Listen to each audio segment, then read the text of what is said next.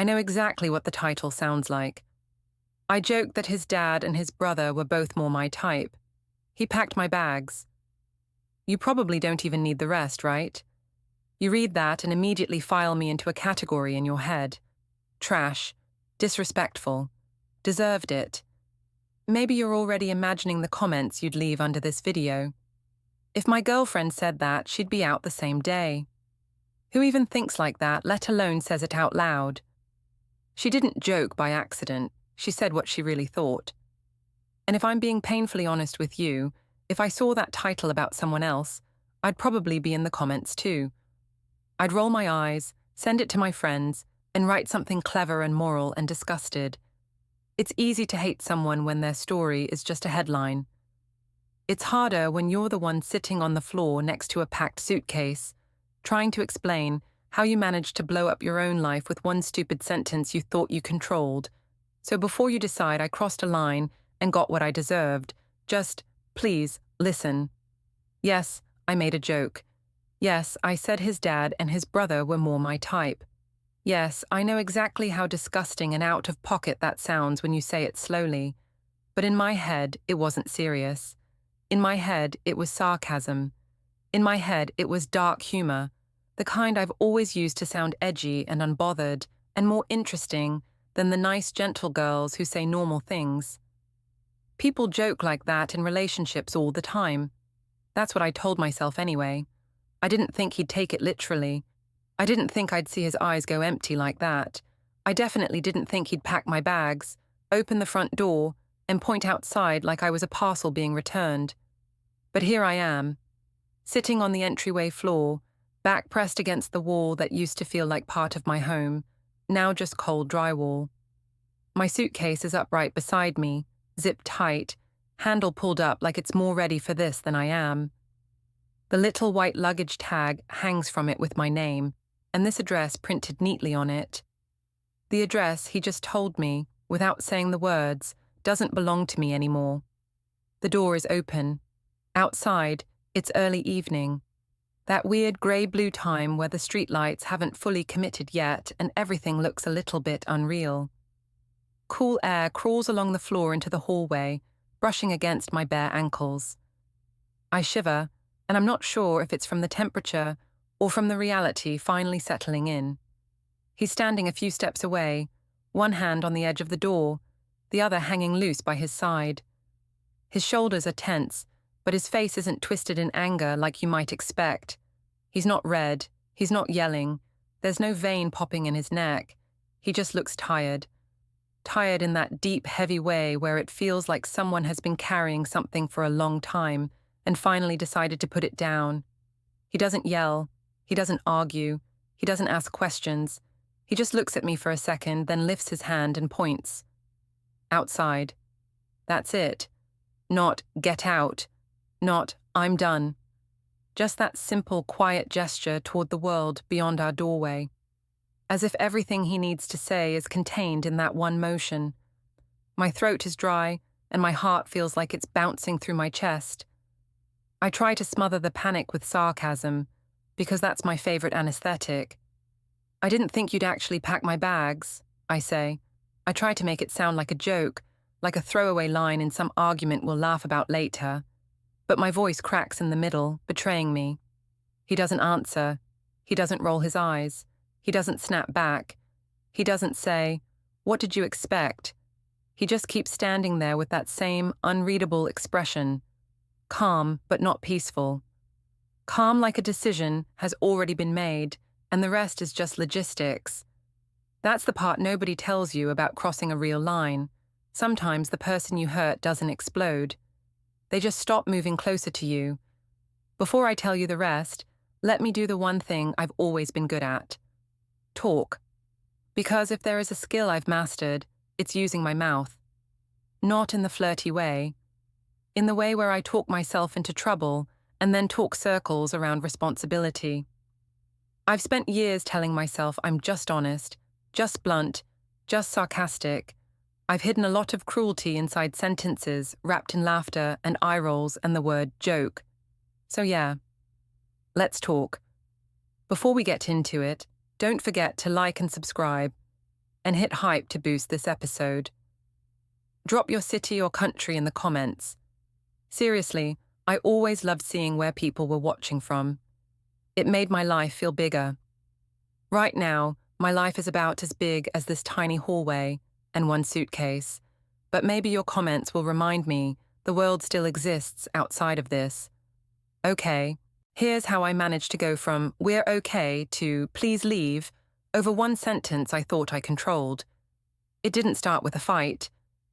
I wish I could tell you we were already arguing, that there was already tension, that I was pushed into saying something awful because of some long, complicated history. But no. It started with us doing something stupidly ordinary. We were sitting on the couch. That's it. No raised voices, no harsh words, no storm clouds gathering. Just us, in the living room we decorated together. The overpriced candle burning on the coffee table. The blanket we argued about in IKEA thrown over the back of the couch. His slippers half under the TV stand. My mug with a lipstick stain still on the rim, sweating quietly on a coaster. The TV was on, playing some show in the background. One of those overly dramatic series with plot holes you can drive a truck through, but everyone's too busy staring at perfect faces to care. The kind where every man looks like he just stepped out of a photo shoot. Salt and pepper hair, straight nose, absurd jawline, a suit that somehow fits like it's born on his body. My legs were stretched across his lap, his hand resting on my shin. He was absently tracing circles on my skin with his thumb, the way he always did when he was relaxed. That simple little habit used to make me feel safe, like as long as his hand was there, everything was okay. My phone was in my hand. I was half watching the show, half scrolling through social media, weddings, trips, babies, fake perfect couples, posting captions like "my forever" over heavily filtered photos. It was that kind of calm, boring, domestic evening that, looking back, you miss more than any fireworks. At some point, the episode cut to a scene with an older actor walking into frame. Not old, but that mid-50s, sharp, put-together kind of man. Silver hair, dark eyes, that quiet confidence that casting directors drool over. He leaned against a car, said something smooth in a deep voice, and the female lead practically melted on screen. My boyfriend huffed a little laugh. "Oh, come on," he said. "Nobody looks like that in real life. Do women seriously like that? Or is this just TV fantasy?" He said it lightly, like it really was just a question. No edge, no suspicion, just curiosity and maybe a tiny hint of insecurity he was joking about. That was the moment, that was the crossroads. I remember it so clearly now, it almost hurts. I could have said, "Yeah, he's attractive, but he's not you." Or, "He's good-looking in a TV way, but you're more my type in real life." Or even joked, "Relax, you know I'm obsessed with you, not some random actor." All true, all boring, all safe, but there's a rotten little part of me that hates safe, that wants to be funny more than it wants to be kind, that wants to be remembered for saying something wild more than it wants to make someone feel secure. I've always called that part of me dark humor, so I didn't have to call it what it really is. Cruelty dressed up as wit. So I opened my mouth, and instead of choosing kindness, I chose reaction.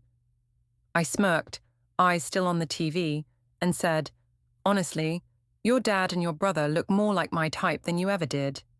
It left my mouth so easily, like it had been sitting there, ready, waiting for the right setup. I even laughed a little at the end, that stupid light laugh I do when I want everyone to know I'm just kidding. In my head, it was obviously not serious. In my head, it was one of those, "I know this is wrong, but that's why it's funny" jokes. In my head, he'd roll his eyes, maybe call me gross, and we'd move on. Reality didn't match my script. His hand on my leg stopped moving immediately. The little circles his thumb was drawing froze. I didn't look at him right away, but I felt it. The shift. The way his body went from resting into the couch to holding itself up, like he needed to stay ready. When I finally looked over, it was like someone had taken his face and lowered the brightness. His eyes weren't angry. They were shocked, hurt, more than hurt, stunned, like I'd just spoken in a language he didn't know I spoke. "You think my dad and my brother are more your type?" he asked, his voice flat. He didn't raise his voice. He didn't say my name. He just repeated my words back to me, like he was testing to see if he'd heard correctly. That was the fork in the road where everything could have gone differently. I could have grabbed those words, shoved them back into my chest and said, "I'm so sorry. That was vile. I don't mean that. It came out of my mouth before my brain. Please, please, forget I said that." That would have been the honest response of someone who understood they had just done damage. Instead, I felt cornered. And when I feel cornered, I don't apologize.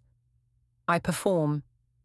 I rolled my eyes and laughed again, forcing my voice into that exaggerated, "you're being ridiculous" tone. "Oh my God, relax," I said, nudging his shoulder with my foot. "It's a joke. Do you honestly think I'm sitting here fantasizing about your dad and your brother? That's gross." He didn't laugh. He didn't shove my foot away playfully. He didn't match my tone. He just kept looking at me. "You just said," he repeated slowly, "they're more your type than I ever was." "You're taking it literally," I snapped, annoyed that he wouldn't play along. "It was sarcasm. It's not that deep. You know how I am." He stared at me for another second, and then something in his expression shut off. Not all at once. Just a small flicker went out behind his eyes, the way a light dims right before it burns out completely. He gently lifted my legs off his lap and set them aside. Then he stood up, walked out of the room, and disappeared down the hallway. No slammed doors, no dramatic statements, nothing thrown, just absence. I stared after him, heat creeping up my neck, a mix of anger, embarrassment, and something that felt like the very early edge of fear. "What the hell?" I muttered aloud, even though he wasn't there to hear it. "Seriously." I sat there for a minute, the show still playing, the actor still talking, the female lead still swooning. None of it registered anymore. I grabbed the remote and paused the TV. "Fine," I muttered, getting up. "If we're going to be high school dramatic about it." I found him in the kitchen. He was standing at the counter, his back to me, filling a glass with water. The muscles in his shoulders were tight underneath his shirt. His head was bowed slightly, like he was concentrating very hard on just existing. "Hey," I said, stepping into the doorway. "Are we really doing this?" He didn't answer immediately. He took a sip of water, set the glass down carefully, and then finally spoke. "Doing what?" he asked, eyes still on the sink. "Acting like I just announced I'm leaving you for your dad," I said, trying to make my voice sound half joking, half exasperated. It was sarcasm, humor, that thing normal couples use. He turned slowly. His eyes were tired in a way that had nothing to do with sleep. "Do you think that's what normal couples do?" he asked quietly. "They sit on the couch and one of them says, 'Your dad and your brother are more my type than you ever were.' And that's supposed to be funny?" "In that tone, no," I snapped. "You're making it sound worse. I wasn't whispering it in the dark. I said it jokingly. There's a difference." "Is there?" he asked, tilting his head slightly, because it didn't feel like there was a difference. "You're taking it in the most dramatic way possible," I insisted. "I don't even look at your dad or your brother like that. You know that. I don't flirt with them. I barely talk to them without you there. Obviously, I don't mean it literally." He sighed. "You keep saying, 'You know I don't mean it literally,'" he said. "What I hear is, 'You know I don't want them physically, so you're not allowed to be hurt by what I said.'" "That's not what I'm saying," I argued. "I'm saying you know me. We've been together for years. You know my sense of humor." He nodded slightly. "Yeah," he said. "I do." The way he said it made my stomach flip. "What's that supposed to mean?" I demanded. "It means I know you like to say cruel things and hide behind the word joke," he replied. "You shoot, then point at the gun and say, Relax, it's just a prop. I felt my face get hot. You're twisting everything, I snapped. You're turning me into some villain because your ego is bruised. My ego, he repeated, raising an eyebrow. You told me the two men I grew up with, the ones I'm closest to, the ones I'm constantly compared to in real life already, are more your type than I ever was. That's not just ego, that's everything. You're the one adding all that weight to it, I shot back. It was one sentence. He looked at me for a long second, then said calmly, That's the thing. Sometimes one sentence is enough. Then he walked past me, glass in hand, and brushed by my shoulder without touching it. Some things you don't joke about, he said as he went down the hall. He closed the bedroom door behind him. Not slammed, closed. I stood in the kitchen with my mouth half open, staring at the door like it had personally offended me. He's being ridiculous, I told the empty room. Absolutely ridiculous. That night, when I finally went to bed, he was already lying there, back to me, the room dark except for a faint strip of streetlight coming through the blinds. I slid into bed slowly. Are you really still mad? I whispered. Silence. I reached out and placed my hand on his shoulder. He flinched just a little, so minimal you might miss it if you weren't touching him. But I felt it. I pulled my hand back like I'd been burned. I lay awake longer than I wanted to, staring at the ceiling, repeating my favorite spell in my head. He'll get over it. He always does. People move on. The next morning he was polite. That cursed, terrible word. Polite. Do you want coffee? He asked, not looking directly at me. Yeah, I said, watching him carefully. Thanks. He poured my coffee, placed the mug near me, and stepped aside. There was no kiss, no, hey baby, no reaching out. He moved around me like I was a stranger standing in his kitchen. What's your problem? I joked, trying to break the tension. Still offended that I don't want your dad? The pot hit the counter a little harder than necessary. He stared at it for a second before saying, very quietly, You really think this is about wanting my dad? It's about you flipping out over a joke, I said, and now you're going to your parents like I committed a crime. He shook his head, grabbed his keys and said, I have a lot to think about. Oh, drama, I muttered as he headed for the door. Of course. Later, I did what I always do when I need someone to tell me I'm not the bad guy. I called my friend. I gave her the softened version at first, the one where I was more clumsy than cruel. We were watching TV, I said. I made a dumb sarcastic comment about his dad and his brother being more my type. Obviously joking, obviously not literal. He shut down completely. Now he's being cold and distant like I cheated or something. He's even going to his parents constantly. It's like he wants an audience for his suffering. There was a long pause on the line. My stomach tightened. Say something, I snapped. Don't just sit there breathing dramatically. I'm trying to find a nice way to say this, she said slowly. But that's bad. It was a joke, I repeated, clinging to the word like a lifeline. Obviously, I don't actually want them. I'm not attracted to them. I've never even looked at them that way. I was trying to be edgy. Yeah, she said. That's kind of the issue. You were trying to be edgy by using his family. She blew out a breath. Look, she continued, I know your sense of humor. I know you're the savage comment friend, but saying his dad and his brother are more your type than him? That's not just a little edgy. That's humiliating. For him, for them, for everyone. People say stuff like that, I argued. People say, your friend is hotter, or your brother's cute. And those comments always cause problems, she shot back. You know that. You've told me stories about them. That's different, I insisted. That's when people are serious. I wasn't serious. She was quiet for a moment, then asked, Why did you pick them then? What? I frowned. Why his dad and his brother? She repeated. Of all the things you could have said, of all the random comparisons, why the two men he probably compares himself to subconsciously already? Why the men his mother puts on a pedestal? Why his father and his brother?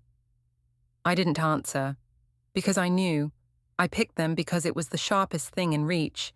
I picked them because it would land the hardest. I picked them because I wanted a reaction I could later call him being sensitive. I don't know, I muttered. It just came out. That's what worries me, she said. We hung up not long after that. I told her I was tired. The truth was I didn't want to hear any more gentle truths dressed as concern. The shift in the house didn't happen overnight. It happened quietly, in 100 small ways. He still took out the trash, still washed dishes, still answered me when I asked a direct question. But the warmth was gone. He stopped brushing his hand against mine when we passed each other, stopped resting his palm on my back when we walked into a room, stopped instinctively reaching for me on the couch. He was still there, just less. One afternoon, he grabbed his keys and said, "I'm going to my parents." Again. "You've been going there a lot," I said, trying to keep my voice casual. "Everything okay?" "Yeah," he said. "They just want to see me." "Do you want me to come?" I offered, my heart pounding because I already knew the answer mattered more than the question. He hesitated, just long enough to cut. Then, "No, it's okay. You don't have to." "You don't have to," not, "I'd like you there," not, "It would be good if you came." Just, "You don't have to." I plastered on a shrug. "Fine," I said. "Say hi to everyone." He nodded. When the door closed behind him, I sat down on the couch and stared at my hands. That's when it really hit me. He didn't feel comfortable bringing me around them anymore. And because I know how people work, because I've been the one to dissect someone else's relationship from the outside, I knew what would happen at that dinner table. His mom would ask, "How are things between you two?" in that too casual tone mothers use when they're worried. He'd say something vague like, "She said something that hurt me." His sister would roll her eyes and say, "What did she say this time?" Because yes, I have a history of letting my mouth run. And then, eventually, my words would walk into that house without me. "Honestly, your dad and your brother look more like my type than you ever did." I tried not to think about his dad's face when he heard that, his brother's reaction, his mom's heartbreak, his sister's anger. But of course I did. I imagined all of it in painful detail and then turned that discomfort into irritation. By the time he came home, I had wrapped myself back in my favorite armor, defensiveness. "So," I said when he stepped inside, "did you tell them I'm the devil?" He took off his shoes, eyes on the floor. "My mom asked what was wrong," he said. "My dad asked what you said. My sister guessed it was something about my family before I even answered. So, yeah, I told them." "And?" I demanded. "Did you at least tell them it was a joke? Or did you just present it like some twisted confession?" "They heard the sentence," he replied. "The context doesn't change the impact." "What did they say?" I pushed, even though part of me didn't want to know. "My dad said he didn't know what to say," he said, voice flat. My brother laughed at first because he thought I was exaggerating. Then he realized I wasn't. "My mum asked if you were drunk. My sister said, 'What is wrong with her?' and walked out of the room." I swallowed hard. "Well," I said, trying to scoff, "at least the jury reached a quick verdict." "They're not a jury," he said. "They're my family. The people you decided were more your type than me." I winced. "You're twisting it again," I snapped. "I didn't say I wanted them. I said they look more like my type. As in, visually, superficially. Not emotionally, not romantically." He shook his head. "I don't care how many qualifiers you add," he said. "I'm the one who has to live with knowing that sentence came out of your mouth. I'm the one who has to sit across from my dad and my brother and wonder if you were half telling the truth." "It was one sentence," I said, feeling caged. "Are you really going to throw everything away over that?" He looked at me for a long time. "You keep saying one sentence like that makes it smaller," he said. "Sometimes one sentence is enough to show someone exactly where they stand." I looked away first. The actual breaking point came days later, but it started in that moment. He stopped touching me. Not dramatically, not all at once, just less and less, until the absence of his hand on my back or his arm around my waist felt louder than any argument. Then, one evening, I came home later than usual. Work had been awful, my head hurt. All I wanted was to change into something soft, crawl onto the couch, and pretend for a couple of hours that my relationship wasn't falling apart. When I opened the bedroom door, I froze. My suitcase was on the bed. Not in the closet, on the bed. Open. My clothes were inside, folded.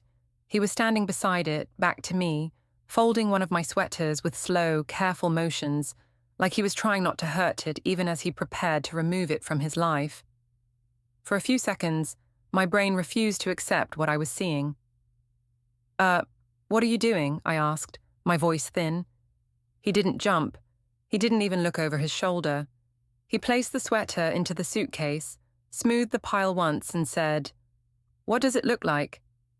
"It looks like you're insane," I snapped. "Put my stuff back." He closed one side compartment with a soft zip. "I'm not insane," he said. "I'm just finished." The word finished landed like a stone in my stomach.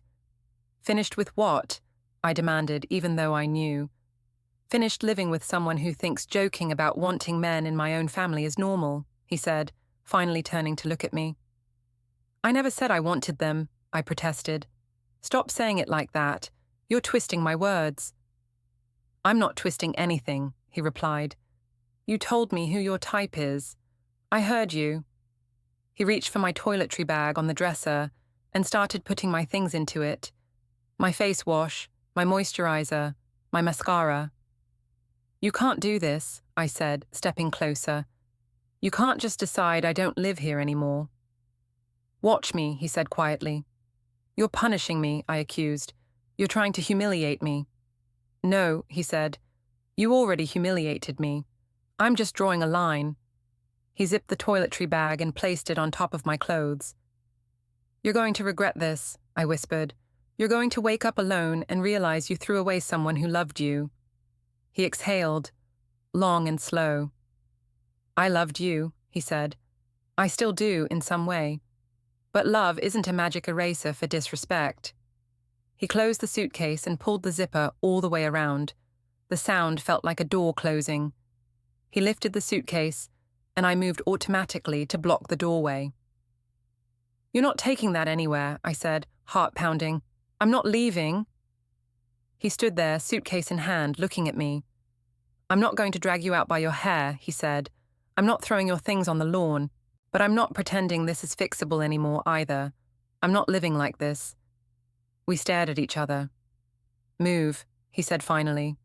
"No," I whispered. We stood in that standoff for a long moment. Then something inside me cracked, and I stepped aside. He walked out of the bedroom, suitcase rolling behind him. I followed him down the hall like a shadow that hadn't realized yet it no longer belonged to the body it clung to. At the front door, he set the suitcase upright and opened the door. Cool air rushed in. "Don't do this," I said, my voice breaking. "Please, we can talk. We can get help. I'll go to therapy. I'll work on my mouth. I'll never joke like that again. I promise. Just don't throw me out." He leaned against the doorframe, looking at me with an expression that was almost worse than anger. "You keep saying, 'Don't throw me out,' like I woke up one day and decided to be cruel," he said. "I didn't. I've been swallowing things for years. The little digs, the comments, the jokes. Every time you crossed a line and then blamed my reaction instead of your words." He nodded at the suitcase. "This is the first time I'm choosing myself over your ego," he said. "That's all this is." I sank to the floor where I'm sitting now. "I have nowhere to go," I whispered. "You have friends," he said. "Family, options." "I want to be here," I said. "With you." His eyes softened for half a second. Just half. "You should have thought of that," he said quietly, "before you joked about wanting men in my own family." I flinched. "I don't want them," I said. "You know that. Please tell me you know that. I know you don't want them physically, he said. I believe that. But you were willing to use them as weapons, willing to drag them into your joke, willing to use the people I love as a measuring stick to tell me I fall short. He shook his head. That's enough, he finished. I stared at him, at the suitcase, at the open door, and then down at my hands. Do they all hate me now? I asked, barely audible. Your family? He didn't sugarcoat it. They're disgusted, he said. They're hurt for me, angry for me, disappointed in you. And yeah, some of them probably hate you right now. The words landed one after another until I felt like I'd been buried. My sister messaged you, he added. Did you see it? I pulled out my phone with shaking fingers. The notification was there. Her name, one unread message. I opened it. You're disgusting. Just that. Nothing else. No, hey. No explanation. No punctuation. I stared at the screen until the letters blurred. I wanted for a second to reply with a paragraph defending myself, to tell her I was joking, that I didn't mean it, that she was only hearing one side. But even I knew, deep down, that no amount of context would make that sentence sound better. He watched my face as I read it. What do you want me to say? He asked. That she's wrong? I looked up at him. Are you going to stand there and let them think I'm some monster? I asked. He shook his head slowly. I'm not in control of what they think anymore, he said. You are. Or you were. When you opened your mouth. He straightened up, hand still on the door. I'm not going to push you, he said. You're an adult. You can sit in this hallway all night if you want, but I'm done. I can't unhear what you said. I can't unknow that you thought that was okay. Then he lifted his hand and pointed outside again, not aggressively, just firmly. Here's the line. You're on the wrong side of it. Eventually my body moved because my mind couldn't decide. I stood up slowly, my legs shaking. I wrapped my fingers around the suitcase handle. It felt colder than the air. Where am I supposed to go? I asked again, a last weak plea. I don't know, he said. To someone who thinks jokes like that are funny, maybe. Nobody thinks that's funny, I shot back. Exactly, he said. I stepped over the threshold. The wheels of the suitcase bumped over it like a tiny drum roll. He didn't slam the door behind me. He didn't say goodbye. He just closed it gently. The soft click of the lock echoed louder than any scream. I sat down on the porch step, my suitcase beside me, and stared at the closed door. At some point, the sky went from blue-grey to darker. Streetlights flickered fully on. Someone walked their dog across the street. A car pulled into a driveway a few houses down. Life continued like mine hadn't just crumbled. I pulled out my phone again. His name was there in my contacts, as it had been for years. Beside it, old call logs, long conversations, late-night talks, dumb, sleepy 3 a.m. Are you awake? Calls when we couldn't sleep. My fingers hovered over the call button. I imagined him seeing my name on the screen, sighing, letting it ring, or maybe picking up just to say, what? I imagined myself sobbing, begging, making promises, saying everything now that I should have said when it mattered. I'm sorry. It was cruel. I was wrong. I understand why it hurt. I'll change. For a second, I almost did it. Instead, I opened our chat. I scrolled up through the messages, sending memes back and forth. Made it home safe, love you. I'm outside, come down. Pictures of dinners, weekend trips, his parents' backyard, his brother's stupid grin, his dad's tired smile, his sister's eye roll captured mid-motion. In one photo, I'm sitting between him and his brother at a cookout, holding a plate of food, laughing at something off-screen. His dad is behind us at the grill. His mom is at the table, reaching for something. His sister is on her phone with one ear open. I stared at my own face in that picture. I wondered what they saw now when they looked at it. Did they think, that's the girl who joked about wanting 2 men in this photo more than the one sitting beside her? I closed the chat. opened his sister's message again. You're disgusting. The thing is, if you strip my ego away, if you rip the word joke off the front of what I did, and you tell the bare story to someone else, just the facts, I know exactly what I would say if I were in their shoes. She told her boyfriend that his dad and brother are more her type than he is, and she said it while they were watching TV, just casually, and then she kept insisting it was just a joke when he got hurt. I would roll my eyes. I would say, "What's wrong with her?" I would probably send the video to my friend with a text that says, "Listen to this psycho." The worst part of all of this isn't just losing him. It's realizing I kind of hate the person I've been too. I ended up on a friend's couch that night. She didn't ask a lot of questions at first. She just opened the door, saw my suitcase, saw my face, and said, "Okay, come in." We sat at her kitchen table for a while. She made tea.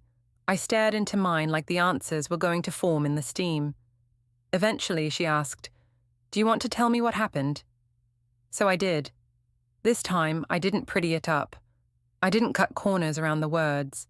I told her exactly what I'd said, exactly how he looked, exactly how I defended myself afterward, exactly how I kept saying it was a joke, like a shield. She winced. "Yeah," she said quietly. "That's rough." "I know," I whispered. For once, I didn't argue when someone agreed it was bad. I lay awake most of the night on her couch, listening to the sounds of her apartment, the refrigerator humming, a car passing outside, her neighbor's footsteps upstairs. My suitcase sat on the floor nearby like a small, rectangular reminder. I stared at the ceiling and replayed the moment on the couch over and over. The TV, his hand on my leg, his question, "Do women seriously like that?" My answer, "Honestly, your dad and your brother look more like my type than you ever did." His hand freezing, his eyes changing.